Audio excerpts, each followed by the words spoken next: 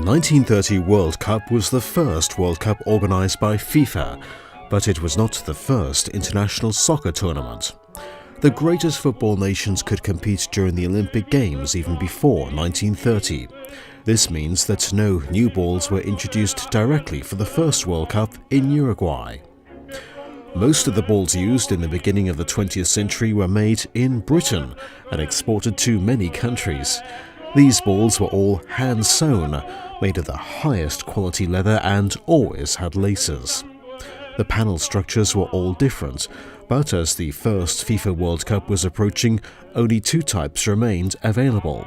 The 12 panel balls called Players, Tiento and Globe, and the famous T-model ball called Wembley, which consisted of only 11 panels and was the most widely used ball at the 1930 World Cup.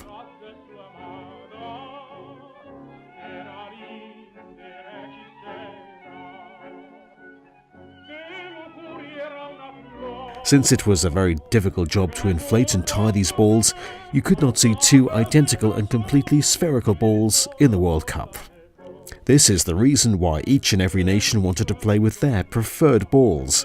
This led to a conflict in the World Cup final between Uruguay and Argentina because, as expected, the two nations could not agree which ball to use in the most important game. The Belgian referee, John Langenus, remained neutral and did not want to influence the game with his own decision. Therefore, a compromise was born.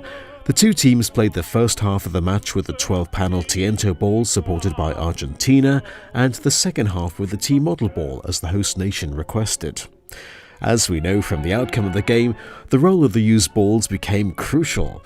Argentina won the first half 2-1 with their 12-panel ball, but Uruguay came back in the game and finally won it with the T-model ball 4-2 and became the first world champions. It is important to mention that there were two T-model balls used in the second half of the final match. The first ball had namely become deflated and had to be replaced. By the way, this ball was auctioned at a starting price of €50,000 before the German World Cup. The National Football Museum in Manchester and the Spanish Football Museum in Madrid both keep original T-model balls from the 1930 World Cup in their exhibitions. They state that their balls are the above-mentioned two balls from the second half of the final match.